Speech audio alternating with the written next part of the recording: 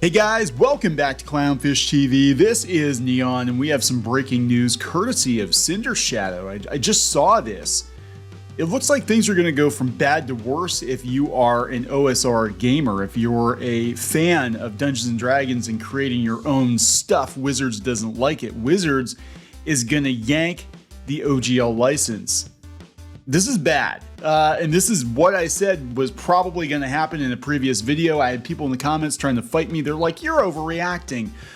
Wizards is just tightening its grip on people using 1D&D. They don't really care about the OGL. They don't really care about that. They don't really care about 3.5. They don't care about that. It's all about the fan community. I'm like, no, they have said repeatedly.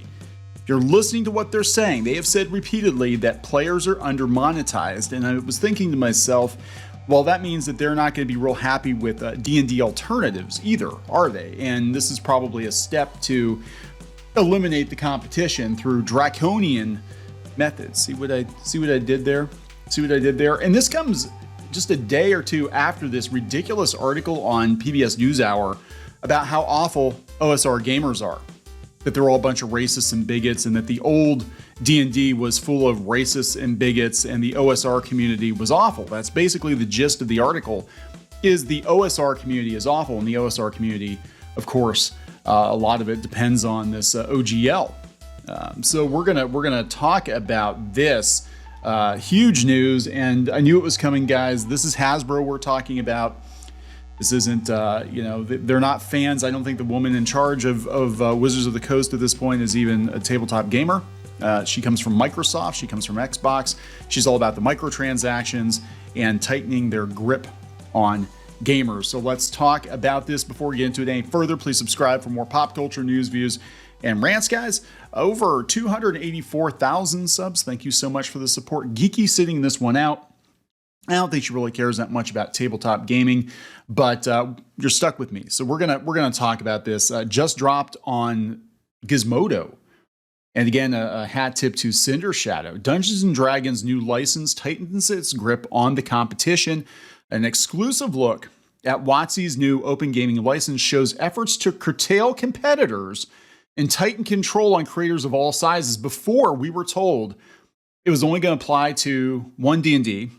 Really, and that you had to be a competitor, or you had to be a creator of a certain size. You had to make over $750,000 a year, and then they would talk royalties. But no, it literally is a draconian deal that they are becoming very Disney-esque in their handling of the fandom. The new D&D open gaming license, a document which allows a vast group of independent publishers to use the basic game rules created by D&D owner Wizards of the Coast. Actually, they didn't create the rules, but whatever. Significantly restricts the kind of content allowed and requires anyone making money under the license to report their products to Wizards of the Coast directly, according to an analysis of a leaked draft of the document dated from mid-December. Despite reassurances from Wizards of the Coast last month, the original OGL will become an unauthorized agreement, and it appears no new content will be permitted to be created under the original license. So basically, at this point, if you're using the OGL for your homebrew game or publishing, material based on the OGL, it's bootleg. It's bootleg, and they can pull it at any point in time. So here they explain what the open gaming license is for those of you who don't know. The original OGL is what many contemporary tabletop publishers use to create their products within the boundaries of D&D's reproducible content. Much of the OGL is dedicated to the system resource document and includes character species, classes, equipment, most importantly, general gameplay structures, combat spells, and creatures. The creation of the OGL version 1.0, which was originally published in 2000, has allowed a host of outside designers and publishers, both amateur and professional, to make new products for a game that remains entirely owned by Wizards of the Coast, which is owned by Hasbro. While this arrangement sometimes created products that directly competed with WotC publications, it also allowed the game to flourish and grow thanks to the resources created by the wider D&D community. This is true. So they basically used the community for R&D for years, and now they're going to tighten their grip. And I think this is, again, the new president of Wizards of the Coast who came from Microsoft.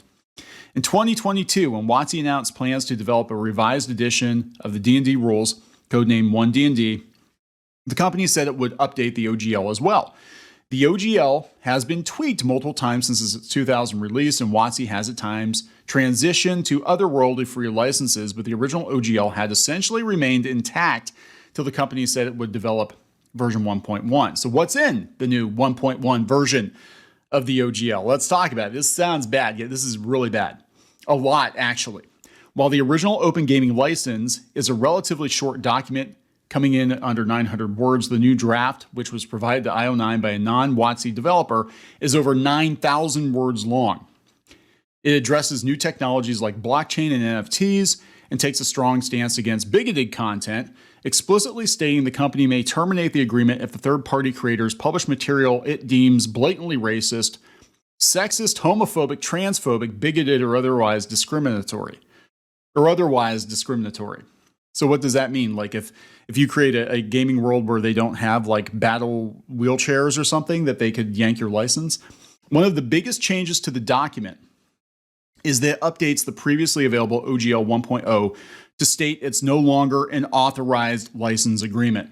By ending the original OGL, many licensed publishers will have to completely overhaul their products and distribution in order to comply with the updated rules. Large publishers who focused almost exclusively on products based on the OGL, including Paizo, Kobold Press, Green Ronin, we're talking Pathfinder, will be under pressure to update their business model incredibly fast. That's the point. They don't want you making a competitor to D&D. Isn't this strange that this comes out right after that PBS NewsHour hit piece on OSR gamers and old school gamers and how D&D going forward needs to be a kinder, gentler, more inclusive D&D, but it's got to be like actual D&D and not knockoff D&D. And then this shit happens. Isn't that a little convenient? It's almost like there might be something going on. And then the attack on Troll Lord games, again, OSR, just saying. This is not a mistake. According to the document procured by IO9, the new agreement states that the open game license was always intended to allow the community to help grow D&D. It wasn't intended to subsidize major competitors, especially now that a PDF is by far the most common form of distribution. The sentiment is reiterated later in the document. OGL wasn't intended to fund major competitors, and it wasn't intended to allow people to make D&D apps, videos, goodbye Critical Role, or anything other than printed or printable materials for use while gaming. We're updating the OGL in part to make that very clear. Paizo, publisher of Pathfinder RPG, one of D&D's largest competitors, they did that to themselves, declined to comment on the changes for this article, stating that the rules update was a complicated and ongoing situation.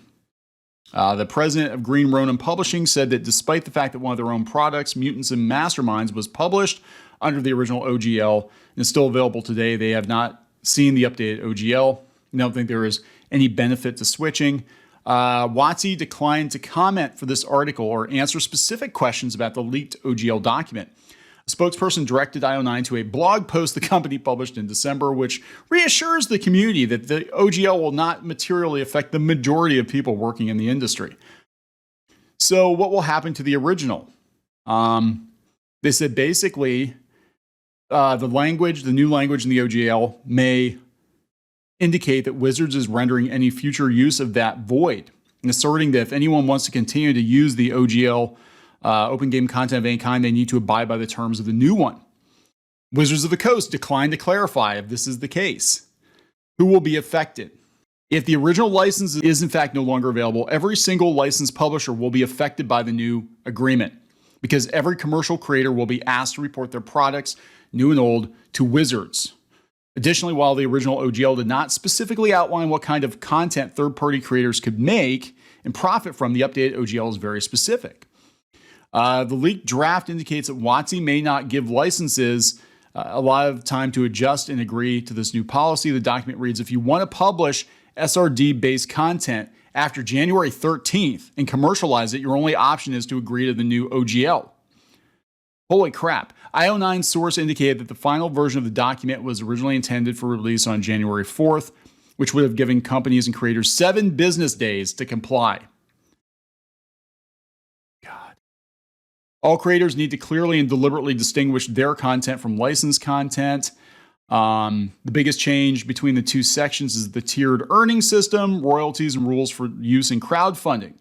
There's some clarity given about Patreon and tips. Basically, if your content is available for free elsewhere, but people can support you voluntarily, you're considered non-commercial. So you're commercial if you're doing crowdfunding. And the reason they're doing this is there are people that have done crowdfunders for D&D, unofficial D&D content that have made millions of dollars. And they want to cut. Well, OGL publishers have to pay royalties. Probably not unless they're making over $750,000. Again, some people have done that. Note, if you appear to have achieved great success from producing OGL commercial content, we may reach out to you for a more custom and mutually beneficial licensing arrangement. The document notes, indicating that WotC is open to creating custom contracts and agreements at their discretion. This could indicate that subsidized competition like Pathfinder might not get a great deal. So yeah, it's over $50,000, $750,000.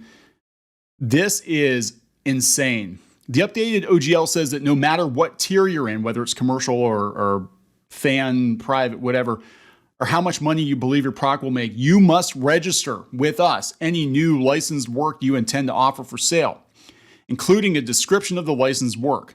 We'll ask for your contract information on where you intend to publish the work, its price, among other things.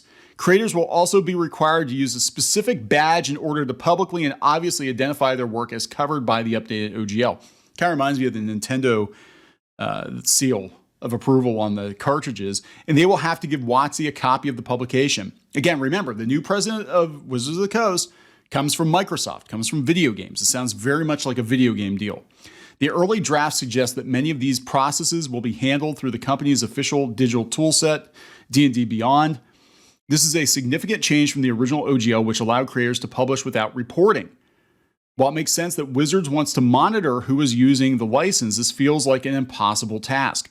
And I guarantee you, they will have people, they'll hire people to go out to ferret out people who are publishing unauthorized D&D content. I guarantee you that you will be encouraged to narc on your neighbor. You know, if somebody tabling next to you at a convention is producing unauthorized content and they haven't reported to WotC, well, you're going to report them to WotC. WotC sounds a lot like another word that starts with an N, doesn't it? Just saying. People are selling their work across dozens of platforms. It's going to be impossible. Kickstarter is D&D's preferred crowdfunding system. If you're a member of the expert tier, if your licensed work is crowdfunded or sold via any platform other than Kickstarter, you will pay a 25% royalty on qualifying revenue. If your licensed work is crowdfunded on Kickstarter, our preferred crowdfunding platform, you will only pay a 20% royalty on qualifying revenue. So if you go to Indiegogo, you're going to give them 25%. If you go to Kickstarter, you're going to give them 20%. This is crazy. This means that the updated OGL is directly encouraging Kickstarter over any other platform, including private company sites, as any non-Kickstarter revenue over $750,000 will automatically incur a 25% royalty, and only Kickstarter revenue gets a break. There's no reason stated why Kickstarter is Wizards' preferred crowdfunding platform. So they said the power is back at Wizards of the Coast. The takeaway is that WotC is keeping the power close at hand. There's no mention of perpetual worldwide rights given to creators. And one of the caveats is that the company can modify or terminate this agreement for any reason whatsoever, provided we give you 30 days notice. So you could have a business plan outline. You could have all stuff you're going to publish. You could have everything, and then they could be like, you know what? Yeah, we really don't feel like letting you publish that. Sorry, we don't feel like it. And they can yank the license for any reason. They can find something they don't like in your content. WotC gets the right to use any WotC also gets the right to use any content that licensees create, whether commercial or non-commercial.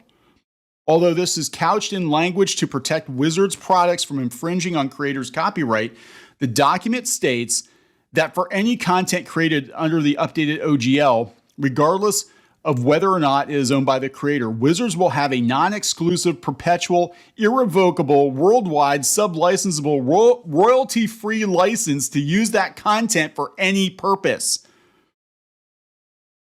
Let that sink in. They basically said, okay, fine.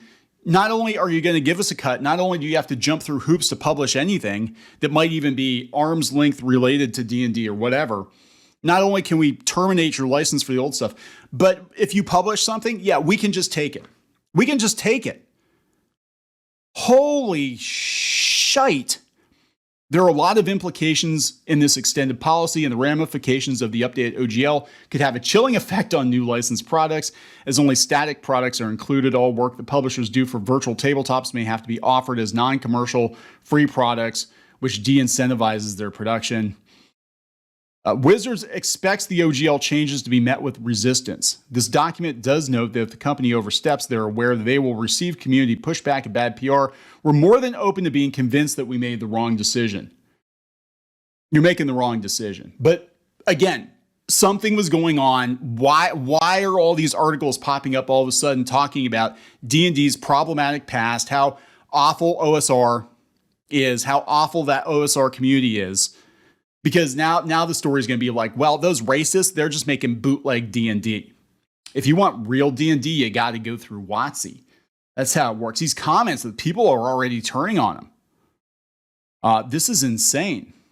This person here, Lex W. This is the kind of sequel where the villain who previously had a small squad of henchmen comes back when an entire army and an orbital laser specifically to destroy the thing that protected the good guys the first time. The GSL failed because of the OGL, so instead of letting a Pathfinder situation happen again, WotC are coming directly for the OGL, and that's more aggressive than the GSL.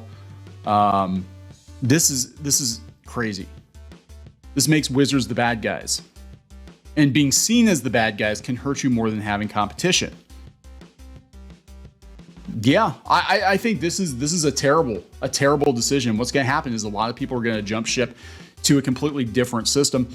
I'm waiting for them to be like, well, any role-playing game that uses a D20 die, that is closely associated with Dungeons and Dragons. And that's something that we basically came up with, the D20. So that you're going to have to give us a cut. Where's it going to end? I told people in the previous video, I said, this is step one. They're going to move the goalposts. They're a corporation. We know how Hasbro works. I got a lot of pushback in the comments. People are like, you're way reaching. You're just being ridiculous. And I'm like, look, a lot of times we speculate here on Clownfish TV about what corporations are going to do based on our own experience and observation with corporations. And Hasbro is going to Hasbro. And this is it, guys. This is like, if you're going to play D&D, you got to go through them one way or another. They're coming for OSR. They're coming for homebrew. They're going to lock it down. They're going to monetize the shit out of you. They've already said that that's what they want to do. And this is how it's going to be, right? So the question is, are you going to stay with WotC or are you going to go find something else? I don't know. I'm going to wrap it up. Please subscribe for more pop culture news, views, and rants, guys. We'll talk later.